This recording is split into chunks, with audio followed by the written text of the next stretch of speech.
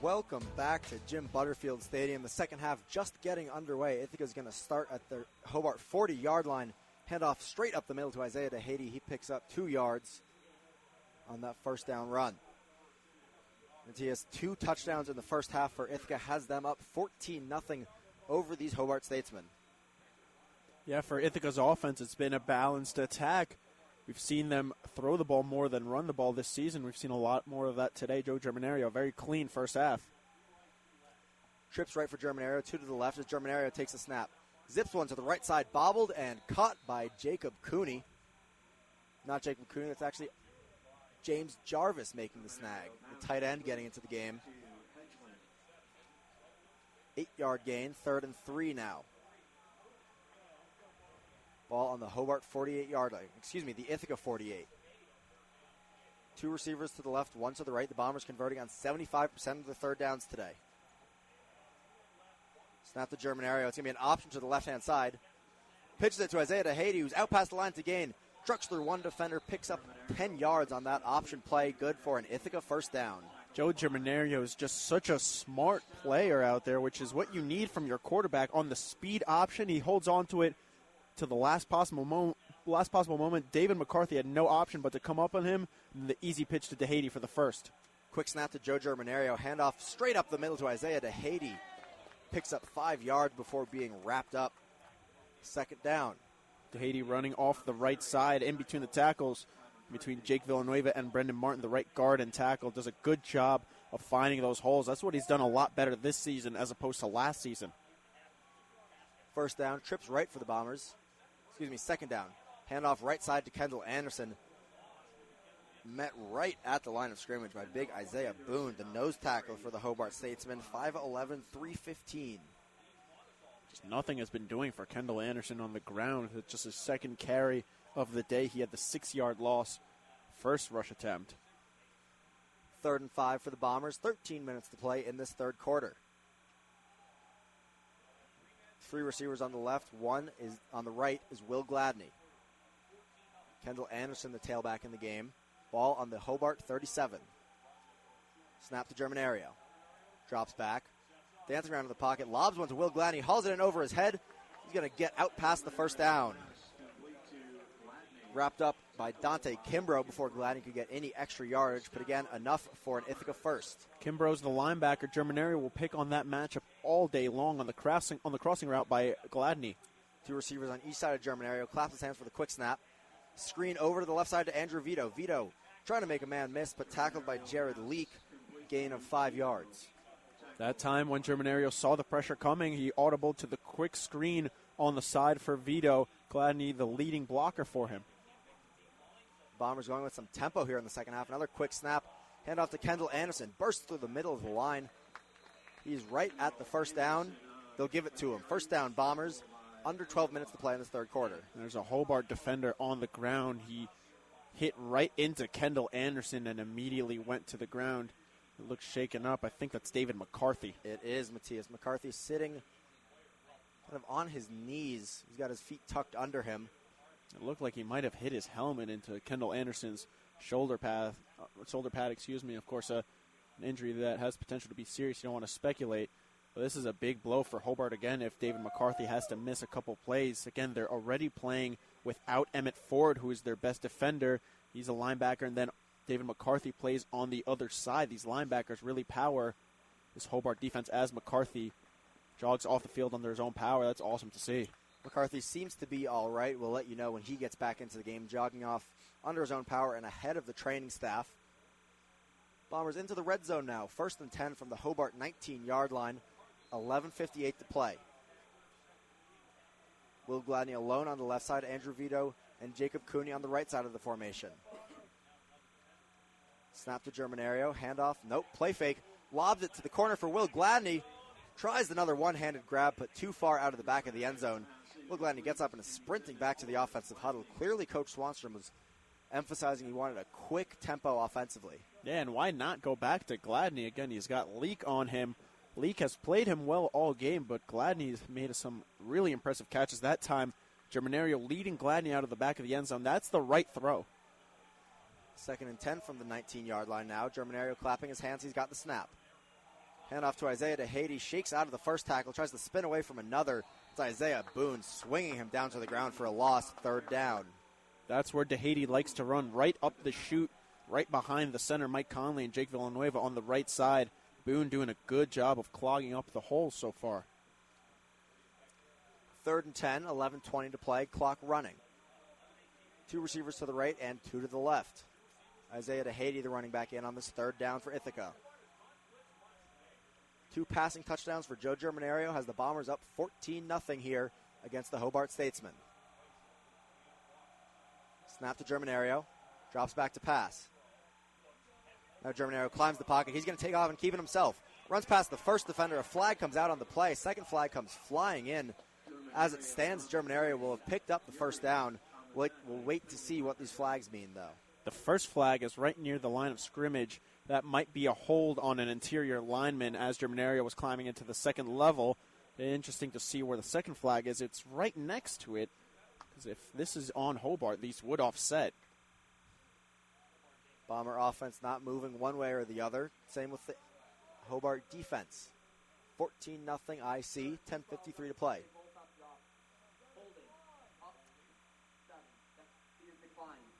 Personal foul, blindside block, offense, number 14. 15 yards from the spot of the foul, 3rd down. 15-yard penalty on Mikey Anderson for a blindside block. Did you see that one, Matthias? I didn't, but it's easy to happen if you're a wide receiver, because everyone's got their eyes downfield. They're looking at Joe Germinario running right up the middle, and if Mikey Anderson is coming from an outside position, it's very easy to accidentally lay down the blindside block. Of course, that first penalty was denied. That was a hold on the interior lineman, but good play design again. Joe Germinario, good job stepping up in the pocket. Now the Bombers moving in the wrong direction. It's still a goal line, still a red zone drive, Got a long way to go, though. Bombers have the ball on the Hobart 34-yard line. It's 3rd and 25. The line to gain is the 10.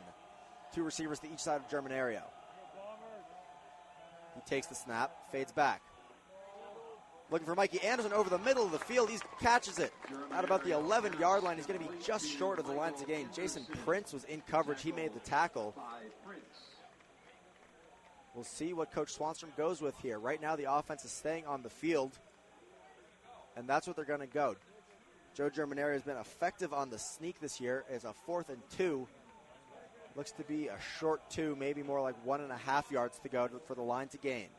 They're converting on 80% of their 4th down attempts, only missed once. Germinario normally sneaks it from under center. Now he runs up under center, takes the snap, drops the ball, pitches it back to Dante Garcia, who's got room down the left sideline. Garcia looking for the corner, runs out of one defender, reaches for the pylon and scores.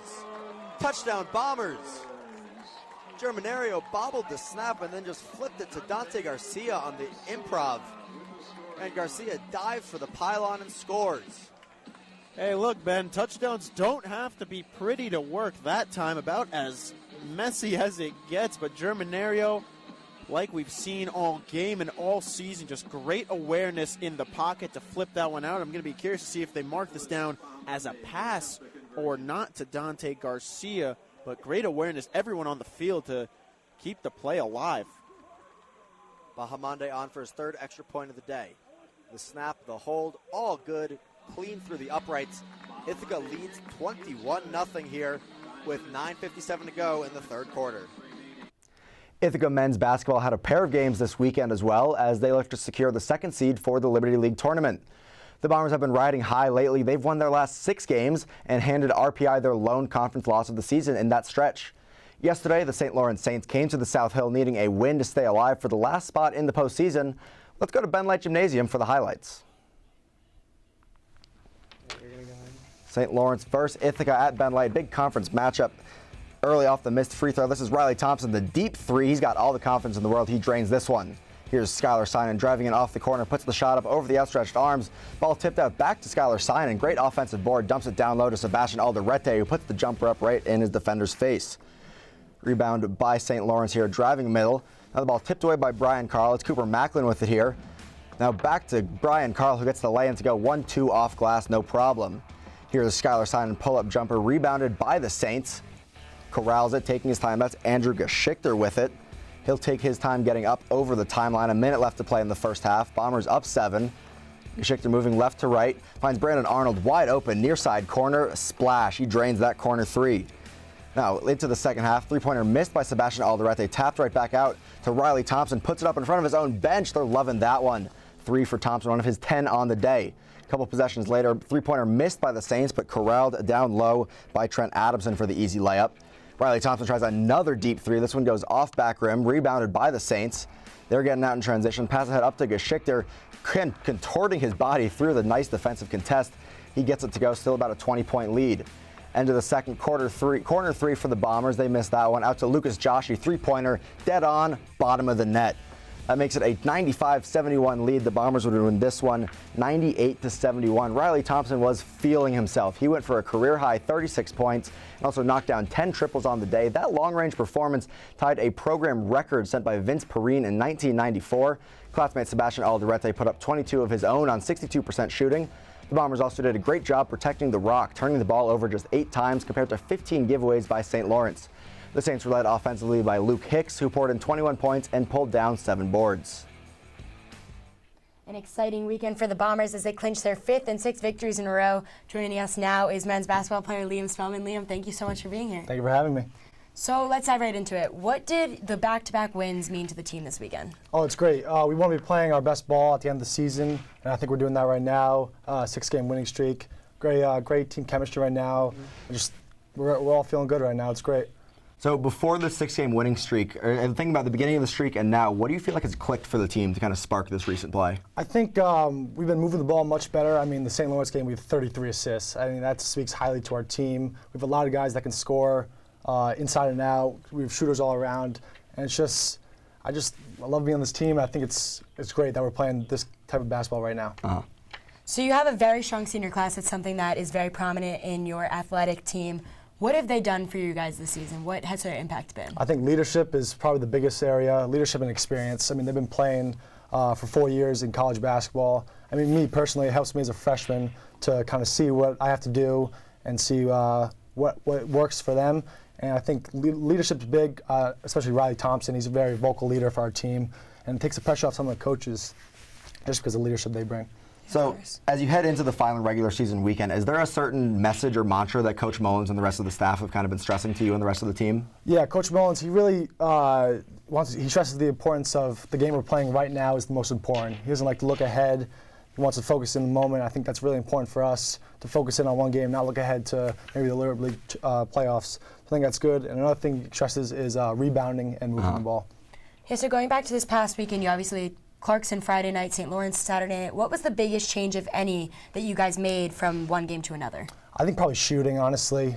St. Lawrence, the Clarkson game, we shot the ball well, and 101 points. Can't shoot better than that, really. But then the St. Lawrence, they run a nice zone. So our shooting, in order to beat a zone, we got to kind of shoot the ball because they're going to give us threes. And Riley Thompson, 10 threes. It's crazy. Yeah, so last question for you, Liam. You're coming towards the end of the regular season. Obviously, postseason play very much in the picture. But in your freshman season, what has kind of been a highlight for you so far? I guess just playing college basketball. I mean, last year I was in the high school game. It's a lot different. So just being in the college game and being able to play as a freshman, I feel kind of honored to do that. And I'm just working as hard as I can. And it's a great team. I love the team. Yeah, of course. Liam, thank you so much for being here, and best of luck going forward. Thank you. More amazing work from Matt Price. And now it's time for the 2-minute drill. Cornell women's ice hockey team beat Yale 5-1 on the road to win the ECAC regular season title. The team remains #1 in the country with a 23-1-3 overall record. Cornell men's basketball came out of the gate slowly against Dartmouth. They were down 19 at the half before eventually falling 75-53. The Big Red are now 2-6 in conference play. 16th ranked Ithaca Wrestling took on Wilkes University this past weekend. IC scored wins in 8 of 10 bouts on the night to easily pull away with a 41-6 victory. Coming up this week, Cornell Wrestling has 2 meets left before postseason play starts. They'll be in Lock Haven, Pennsylvania on Saturday. Cornell is 2-2 this season in away meets. Ithaca Gymnastics will host the Rumble and Tumble meet against rival SUNY Cortland. Ithaca has won the last 3 meets against Cortland and have an overall record of 14-14 against Cortland. Cornell men's hoop starts a 4-game homestand this week with games against conference-leading Yale and second-place Brown on Friday and Saturday, respectively. Ithaca women's track and field will head over to the South Hill a week from today to compete in the Cornell Invitational. This is the second time Cornell has hosted this event. Ithaca is hosting both the men's and women's Liberty League swimming championships starting on Wednesday. The women come into the event with a perfect 12-0 record in team competition. Cornell women's basketball will hit the road to face off against Yale University in an Ivy League matchup. The last time these two met, Cornell fell to Yale 74-67. Cornell women's ice hockey wraps up their season with a pair of home games against RPI on Friday, then Union on Saturday. Cornell is still ranked first in the country and have already clinched the regular season ECAC crown. 33 on the clock. We're kind of killing it. First show, it's the 20th season vibe. I'm really feeling I'm just getting it. It's pumping through my blood. It's good karma, I feel like. Yeah. 20 season. We hosted together the 16th season. Exactly. Can we bring it back? We've made it all the way. But it was a super exciting week. Awesome sports for Bombers and for the Cornell Big Red. And that does close out the season premiere of Sports Final. We can't wait to bring you all the sports news every Sunday at 8 o'clock. Thank you for joining us, and we look forward to seeing you again next week. Signing off, I'm Emma Fruling. And I'm Ben Carlton. Have a good night.